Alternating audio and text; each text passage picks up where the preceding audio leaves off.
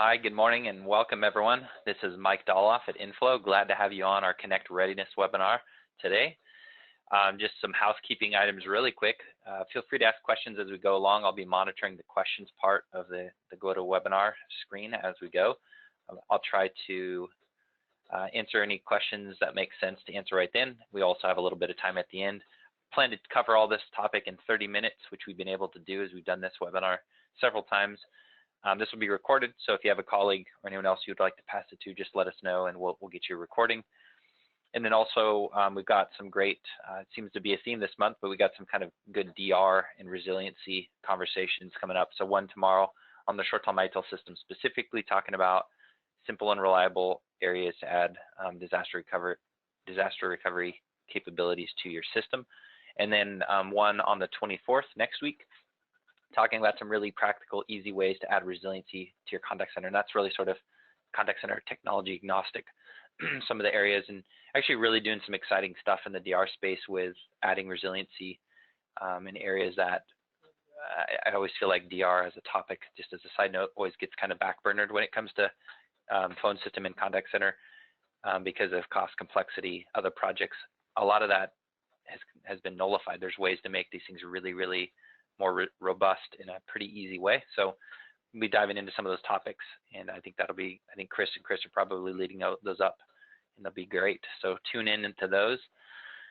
We'll jump into our topic at hand, Connect. So just going to give you some quick introductions. Mike Doloff, Chief Revenue Officer, been with the company for coming up on 5 years now, been in the industry with unified communications and contact center technologies for the past 12 years now, and have a lot of conversations, have a lot of customers. We're talking about Connect. We're quite plugged in, of course, to what's the latest and greatest with Mitel. So the goal today is really share all that insight, cut through any questions, concerns, to kind of talk through the process of what is Connect and what should you do about migrating to it. So, so really quick, I always have a couple folks who maybe haven't met Inflow before. So quick introduction. We just focus on UC and contact center solutions. Obviously, a short-haul Mitel Platinum partner. Do a lot of business with them, but also work with some other key players in the space that we feel are sort of the best of the best, including RingCentral and Genesys, Twilio, and some others. Spread across the country as a company. We've got over 200,000 Mitel endpoints alone that we support, and so we get a lot of kind of direct experience on the platform. A lot of Connect upgrades we've gone through, over 100 at this point in time, and support a lot of customers. So all of that sort of insight, try to take what we glean from all those conversations, projects we do, and share that with you guys, so your experience can hopefully be great and you can be educated to guide your organization on the path forward. So we're going to run through what is Connect first. There's definitely some questions about that we get all the time. What do you need to do to prepare? How do you make this a successful transition? Where do you go from here? Because I'll give you guys a ton of information. So what are the boiled down next steps? And like I said, QA at any point in time, feel free to fire away questions. All right, so Connect, what is it? It's the newest version of Mitel ShoreTel's on-prem and cloud solutions. So that's the part of the confusing part. Connect does not mean cloud. It can mean cloud, but it also can mean prem, because it's basically the new naming convention for this new version. If you're on-prem and on this call, it's likely, of course, that you're on 14.2 or an earlier version. And so this is sort of sequentially, you could think of Connect as version 15. If you're on 14.2 today, this is like version 15. With the Connect release, Mitel, actually ShoreTel before Mitel bought them, sort of changed the process for how they're releasing software. So really their intention really is to move away from sort of the major version, right? The 15, the next one, 16, et cetera. They're kind of trying to move away from that concept and do more of the releases every 2 to 3 months that are sort of almost like build releases, as opposed, but build releases that have fixes but also introduce new features. So sort of combining that instead of the major version upgrade and then the minor builds. So sort of changing their software lifecycle as they've gone to Connect. If you see it referenced on licensing or on Mitel's website, if you see My Voice Connect, that is how they refer to the ShoreTel product line in Mitel. And so a lot of confusion around this just because of the naming convention, Mitel acquisition, but the word Connect can be their cloud, can be their prem. If it's My Voice Connect, that is the prem product. That's your ShoreTel 14.2 sort of platform. if you see a My Cloud Connect, that's the cloud version of Connect, which is your ShoreTel in the cloud, right? Part of this was why this was done was a big software update. So we'll talk about what those updates were, what those changes were. But it also was an opportunity for ShoreTel prior to their acquisition for them to sort of unify their premise solution and their cloud solution. Historically, their cloud solution was completely different. It was ShoreTel Sky. It was an acquisition they'd made. It ran Cisco phones, right? It was different. The UI was different. The infrastructure was different. Now Connect sort of unifies the experience, if you will, whether you were prem or cloud. From at least an end user perspective, it would be very similar architecture, etc. So kind of unifying their story there. So that's some background context. Some important stuff around Connect. Really the reason we're talking about a lot more is you have an end of life impending event, right? So if you're on ShoreTel 14.2, ECC 9, which would be kind of the current, a lot of customers are still there. That reaches end of life now on the end of basically a year from now, right? Next September, the end of next September. That got pushed out just recently. A couple months ago, it was scheduled to be the end of this year, the end of December. It got pushed out another 9 months. Give people more time to make that transition. What end of life means, there's a lot of confusion on this too. This does not mean your system will stop running, of course, next September. What it means though is that really from a ShoreTel Mitel TAC perspective, they're really not going to be super excited about supporting. If Inflow is your partner, we run into an issue that we have to escalate up to TAC. If it's beyond next September, they're going to say, look, you're going to need to upgrade to Connect likely if this is a bug or something like that. So the reality is not much development or patching, fixing of bugs or anything like that has been happening on 14.2 for the last year. I think the last release on 14.2 was, I think, last August, so over a year ago. So it's kind of been in this state. This is just sort of the official life cycle stage gets met next September. So you're having this conversation now. You're in good time to do that. I think it's the appropriate time to sort of look at what the steps are and what your options are. So you're in good time. Just know that it doesn't mean the system shuts off. It doesn't mean that Inflow wouldn't support you as a partner beyond that. It just means we really wouldn't have Mitel backing on issues that needed to be surfaced up to them. They would likely say, hey, you need to get to Connect, right? If something bubbled up to them. So some other details on the timing side of this. So if you have the SG switches, the 30, 50, 90, 220, T1Ks, those are supported on all versions of Connect. So once you upgrade, those switches are supported. Those are forwards compatible. No problems there. Note though, those have been announced with an end of life date on 6/30/23. What does that mean? Well, what that means is after June 2023, which is several years away, 4 years away, after that, builds on Connect that they release could have the ability to not support those switches any longer. Could. So historically, the model has been they support switches that have gone end of sale and end of life much longer than just the end of life date. And I'll give you an example of that in a minute, but just note that that's the soonest that they would not support them. So if you have a ton of those switches and you want to sort of always be as conservative and proactive as possible, you'd want to look at a plan to sort of start phasing those switches out over the next 4 years, right? So also on the switch front, we get a lot of questions on Connect, what works, what doesn't. From a phone perspective, almost anything does. There's only a handful of phones that aren't supported. If you have 230Gs, which are prolific out there, those absolutely work on Connect, no issues there. I think we've only seen a handful of phones ever, because they're about 15, 20-year-old phones that don't work on Connect, or I shouldn't even say that, aren't supported on Connect. I think some of them still could work. We always look at that with customers.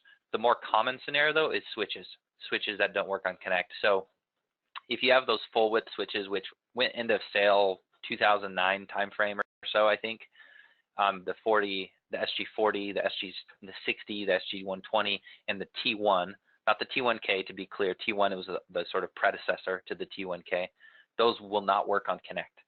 So you want to make sure you have a plan in place to virtualize, look at replacing switches as you do the upgrade, or a number of ways we can solve for that. Mitel has an official program to help with that.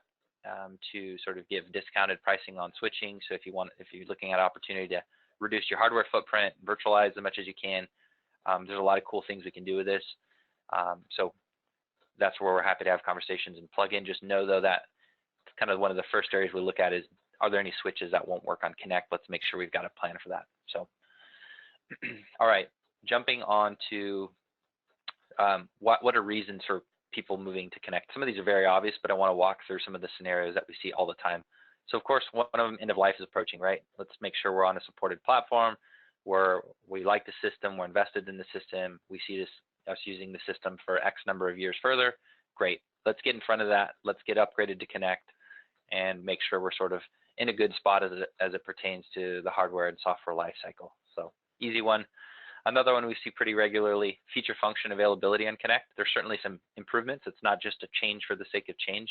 The soft phone, if you've used soft phone on 14.2 or earlier and had great success, good. A lot of people haven't. There've been problems with it just from sort of a flakiness. It's pretty old software. For the soft phone, it gets much better once you're on Connect. Also, Mitel ShoreTel introduces the Edge Gateway, which is kind of a replacement, if you will, of the VPN concentrator. It's a virtual appliance. I'll talk more about it on a separate slide. But sometimes from a remote employee perspective, a DR perspective, this is something that helps solve some problems for some customers, and that's something they're eager to look for. Another reason that we see is if you have a lot of Mac users, the Mac client always has kind of been second class, client. It hasn't been as good as if you're on Windows. The Mac client, once you're on Connect, is really feature parity. Runs the same, looks the same. You're not losing features that your other users on Windows machines have. So those are some of the common sort of feature function things we see that are driving people. Another one is if you're expanding the system and growing and you need to add physical switches, or you want to add physical switches, it's harder and harder to get those SG 30s, 50s, 90s, etc. now. And as you saw from the previous slide as well, not only is it harder to get them because they did go into sale and there's some limited stock or there's gray market, but there's also those have a life cycle date that's in motion as far as end of life now. And so adding things to your system now that already have kind of a date of when they're end of life, a lot of customers are, of course, trying to avoid that when you can. And one other note on this too is once you're on Connect, they have new switches. The prefix for those are ST, and so similar concept, more horsepower in them. I won't go into them, but those switches, you can add them once you're on Connect or when you're migrating to Connect, but those aren't backwards compatible on 14.2. So you're sort of in this, that's part of that awkward spot you're in of trying to add hardware, but maybe not having as much available. So that's a driver right there for some customers. And the last one, which is probably as common as any of these, which is just version compatibility with other parts of your infrastructure, right? You want to be on Server 2016, you want to be on VMware 6.5, and some customers are doing this, and sometimes there's no issues if they're on 14.2 and another version. Other times there are, and it's certainly not supported from Mitel on 14.2. And so if we run into issues, we're going to run into Mitel TAC giving us the Heisman saying, hey, this isn't supported. The customer needs to be on Server 2012 or another supported OS. So that's a reason. So if you're lagging behind in your ShoreTel Mitel versioning and you can't now move your VMware or Hyper-V or Server OS versioning up to where you want to be, we're seeing that come up more and more.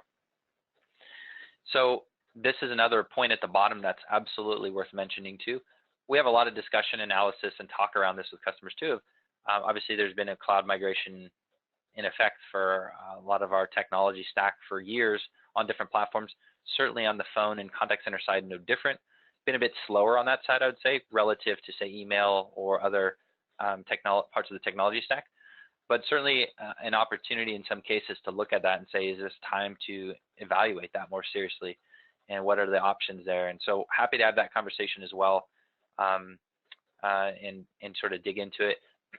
One other note that sort of, I haven't put a bullet point on this yet, but one other item that's really interesting, and we'll have a webinar on this shortly, is if you're using ShoreTel ECC today and upgrading that, there's finally a clear path forward on what ShoreTel Mitel is planning on doing with ECC going forward too. And so separate conversation on that in the future. We'll have a webinar, but there's a great discussion to be had there too. ECC's sort of been coasting along for a number of years as far as feature functionality and sort of progressing with additional channels. It's been pretty flat on that, and we now have kind of visibility into what Mitel's plan is and sort of the migration path they have for customers. So separate from Connect, but relevant from the standpoint of sort of growing forward with your solution. So put that just in the back of your head if you have ECC, that we should have a conversation on that. I'm going to hit a couple good questions right coming up. The licensing changes, I will hit that at the end, Bob. Great question. I will hit that. I don't have a slide on it, so I'll talk through it. We do have a good resource on it as well, like a one-pager that sort of converts licensing, what it looks like. I'll hit that, Bob. And then Thomas, I'll hit the ECC changes as well. So I'm going to hit that in just a slide or two. So let's jump into some of the meat and potatoes of this. How do you prepare? What are some of the steps? So first off, the recommendation in the path that's given sort of the really zero issues from an upgrade. And we've done over 100 Connect upgrade migrations. Mitel's recommended path is actually to do an in-place upgrade. We prefer to do that on server 2012 R2. You can do it also on server 2008 R2. 2012 R2 sort of is like, that's if it's a perfect spot, we would do an in-place upgrade on server 2012 R2. That's what we would do if we could have our way. Sort of for the stars aligning, that would be perfect. But note that 14.2 supports 2008 R2 and 2012 R2. We recommend being on 2012 R2. Sometimes we'll do that sort of migration on 14.2 from 2008 to 2012 first, and then go do the in-place upgrade on that new 2012 R2 server. And so once and then a lot of times if people want to get to 2016, we'll upgrade to Connect first, and then we'll do that migration to 2016 server. And that's, that's the sort of the clean, the tried and true way to do it, the way that's vetted out and works really flawlessly. So that's, once you're on Connect, 2008 R2 is supported. We expect that to drop off, so plan on being on 2012 R2 in 2016 once you're on Connect, which I don't think too many people have many problems with, but just know that's the supported list right there. Okay, so one other thing to note is you actually have to be on a minimum build. There's some builds of 14.2 or ECC that are actually not supported to migrate from to Connect. So if you have an older build, this is the reference sheet. So if you have anything newer than these builds, and newer would mean higher number, then you're in good shape from that build perspective.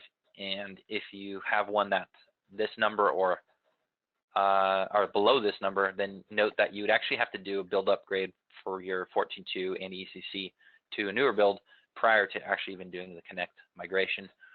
So again, nuances, details, we certainly get into that with customers, but just for your own benefit and being able to check, it would be a pretty old version of 14.2 if you were on that, meaning you hadn't done a build upgrade in probably a number of years, which is still possible. Note that if you have one of the earlier builds on 14.2, it only supports VMware up to 5.5, 5.0, 5.1, 5.5. If you have one of the builds that supports that's supported for the Connect upgrade after this 19.45 8701, it supports ESXi version 5.5 and 6. And again, I bring all this up because we've seen cases and problems with VMware compatibility with ShoreTel over the last year or so, and sort of a growing number because of understandably people progressing their VMware environment, but sometimes ShoreTel gets forgotten and it's been left behind maybe from a versioning standpoint, and we're running into some issues there. Once you're on Connect, and you have to be on a particular build of Connect, which of course all new Connect upgrades, you guys would be going on something after this build for sure. They support 6.0 and 6.5. 6.7 is supposed to be released this month on the new build of Connect that comes out this month. So we again recommend sort of waiting a couple weeks. We let it burn in before we're upgrading to that latest and greatest build. But note that that's supposed to come out this month. They've pushed that twice before, so fingers crossed. I have in writing from them that they're planning that, but just note that's kind of the ESXi version support sort of matrix. If you're in a virtual environment, which probably 90+% of customers are, if you can throw additional CPU and RAM at the servers for the upgrade, that will speed up the process. Certainly that's one of the considerations, is the maintenance window and how much time it takes. If we can throw some more horsepower at this, even if it's temporarily. That can help from kind of doing the migration process. So a couple other details about the preparation. So one thing that a lot of people ask is I've got Communicator client, it works great, people love it, it's fine, it's in my environment. Well, when you move to Connect, this is one of the big changes is the client updates, and you have to update. You can't leave the Communicator client out there and then have the back-end system upgraded, right? The actual end user piece has to update as well as the back-end infrastructure. So fortunately, you can run out, you can push this out, the group policy and MSI package, and it'll automatically uninstall Communicator, install the Connect client, anticipate potentially some user or some machines that you have to manually do, but for the most part that works pretty well. And that's the process once we've done the upgrade to sort of push the client out and have that handled. Note also just that from a licensing perspective, and actually I'll dig a little further into Bob's question about license structure towards the end, but just note from just as a part of the process, if you have a Communicator and a personal access license, we actually change the license type to professional prior to the upgrade, and that gives those users access to the Mitel Connect client. And so it brings you out of compliance for the window of time when you've done that, which is not a problem. It just sets the 45-day timer in motion. No problem there. Just note that there's sort of a little nuance and step. So client changes, and this is maybe Thomas speaks a little bit to your question. I don't know if you were talking more kind of architecturally or the end user side. This is on the left hand side here. This is sort of a snapshot of the Connect client. So this was formerly your Communicator. Looks a little more modern. It's really similar on what you can do. Just note that you can't dock the client. And we have some customers, a small percentage, but some that are used to docking. You can't dock the Connect client currently. And that's a problem for some customers. It sort of expands as you click these from left to right. So this is just a picture. I can't, obviously, we are happy to show it in a demo environment or in a live environment, kind of more of the feature functionality, but that's the client interface changes, obviously. From the ECC side, whereas typically if you have a contact center user, an ECC user, they would have feature functionality here in your client. It gets separated once you're on Connect. So you actually have your Connect client, which is your installed software, and then you have your ECC users actually go to a browser-based application, and they will log in, log out, and put themselves in release and do all that sort of functionality, handle calls through that client. So there's a change there, obviously. This is where Connected becomes quickly, you can see this is a different upgrade than other ones. There's changes to the user side that you have to factor in. Feature functionality-wise, a lot of similarities. I won't go through the long list. We actually do have a very comprehensive list of all the differences from 14.2 to Connect for contact center and for your users, for IT, for everybody. There is not, but I don't have time to go through all of them. But we have a long list. In fact, I've got a URL to it at the end of the slide deck. I'll show you. There was a question asked about, does the Connect client have a browser-based? Not a full-featured one, Bob. So there is a a Chrome extension that gives you some of the functionality here of your client from a browser extension. It's not 100% feature compatible. So depending on your user and how they're using it, could work for them. We'd have to look specifically at how they're using it, what they need. It could work for some use cases, and others there's going to be some features that they'd need to use the client for. So, all right. Other changes on the admin side, it gets a fresh look and feel. You can see sort of the split top and bottom, so you can kind of work off of a list and then also be editing a particular user or group or function underneath. So it makes it a little nicer for kind of not having to go back 2 screens, 3 screens, whatever. It's sort of modeled after diagnostics and monitoring, if you're familiar with that, on 14.2, that sort of look and feel a little bit more like that for the rest of it. We like to do an admin training for customers when we're doing an upgrade, paid for upgrade, to kind of go through it and show what's changed in the environment, show how to do the normal stuff, see if there's any questions, because there are some changes. Not a super steep learning curve, but there is some differences. We do training on this, webinar training. We've done some great, we do usually a 2-part series on this too, admin training on Connect. So we've got those recorded. You can go back and look and see, but we go through that in pretty good detail. I think we're going to do one in November, or coming up before the end of the year. We'll have another 2-part, 2-day, 1 hour on 2 separate days, part 1, part 2, where we'll go through it as well. But note some changes and general improvements. I should go back real quick too and say one of the best things, of course, that everybody sort of high-fives each other on is, you know how long I have to use some really old version of Internet Explorer to run Director. So it supports, you know, Edge, Chrome, Firefox, sort of more modern browsers, which is nice, of course, from an IT perspective. So ECC, and Thomas, definitely chime in if I'm not understanding what part of the question on ECC you're asking about. Talked a little bit about the change from the agent side. One of the other ECC changes is you have to have a new field filled out, which is the agent username. We do this as a part of paid for upgrades we're doing, but just note if you're doing one of these upgrades on your own, this would be a field that has to be filled out. That's a new field. This is a screenshot of kind of what it looks like. Not terribly complex, but if you have a number of users, you just have to factor some time in for that particular change on how ECC is handled from an agent username perspective. Let's see, other changes. So the Edge Gateway is something that gets introduced in Connect, and I talked a little bit about this. This is kind of this is a virtual appliance, really sort of as a replacement for the VPN concentrator. So if you've got users outside your network on a physical phone or a soft phone that you would like to have connected back in, you don't have a VPN in place for other applications. If you have the Edge Gateway and it's set up and they're licensed to have appropriate permissions, etc., they could connect back in and be part of the system. Great for remote workers, great for potentially a small office if it doesn't have any other connectivity back to your office, like a site-to-site VPN. You could use the Edge Gateway at your main office to connect them back for dial tone for services on the phone system. So we can include time to configure it. It does require some time. We recommend having a wildcard cert for this for certification.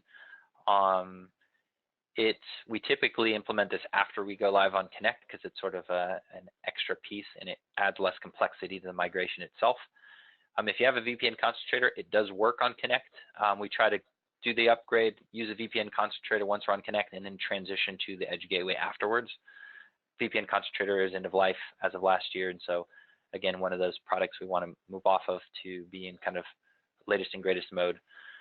The licensing's free. You do have to spin this up in VMware Hyper-V. There's no physical version of this, which is not a problem for most folks. If you're running softphone through the Edge Gateway, you don't need any licensing.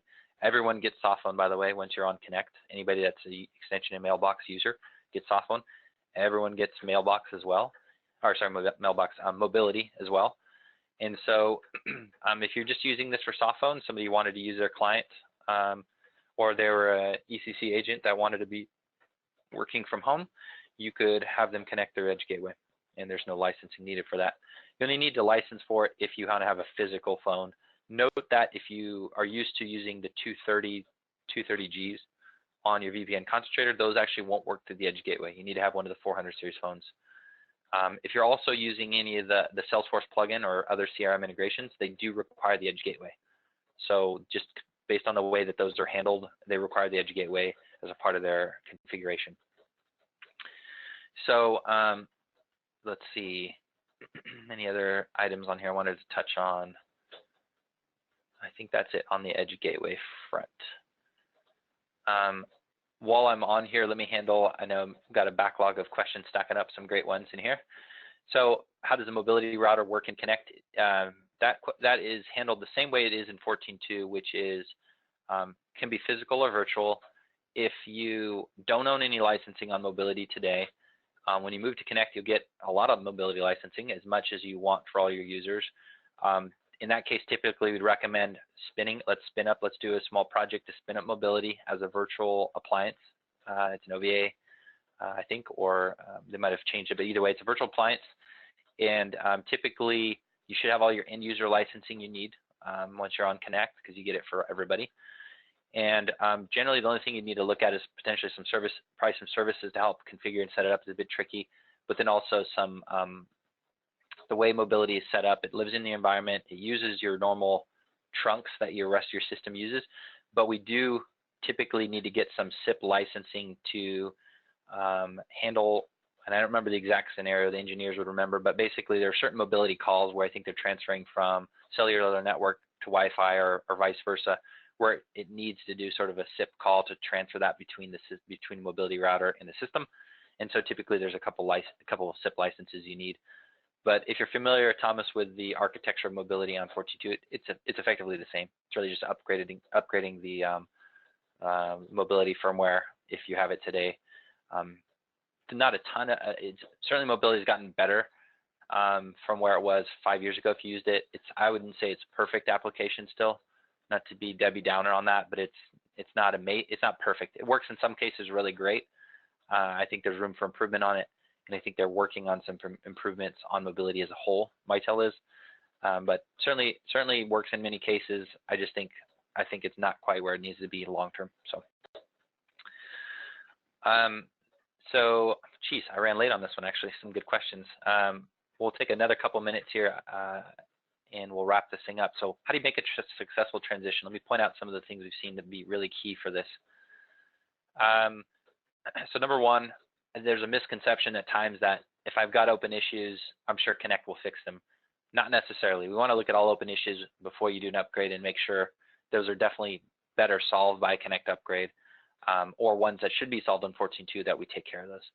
And so sometimes that's nudging your user base who might have just sort of gotten fatigued with raising an issue, or so however you need to do that in your operation, but it's good to solve as many problems as we can prior to the upgrade. Sometimes they're more complex to solve once we're on Connect. Also, of course, no brainer, but we need to, we want to do this with a maintenance window. Let's minimize other critical network changes or other large system changes during this. We've certainly upgraded several systems, 4,000 phones, 5,000 phones, 1,000 phones, large and small systems, and we can do it in most network or maintenance time windows that we've got, but we just want to make sure this is a big upgrade. Let's do it without other changes that are significant. Make sure you're thinking about any third-party integrations to your environment, call recorder or analytics reporting. Just be thinking through any of those to make sure if they're mission critical to your organization, the process, any steps necessary to upgrade those or update those once you're on the new version are taken or considered in advance, so that you have a pretty seamless day one go live. One of the things that we've done differently too, this is the commercial part of it, I guess, if you will, is all customers of ours, we do Connect upgrade for free. With Handle like a support ticket, we've always done upgrades for free. With Connect, we've created some packages paid for as well that we like to talk with customers about, because we run this really more like a project, which we feel like this should be run versus a ticket.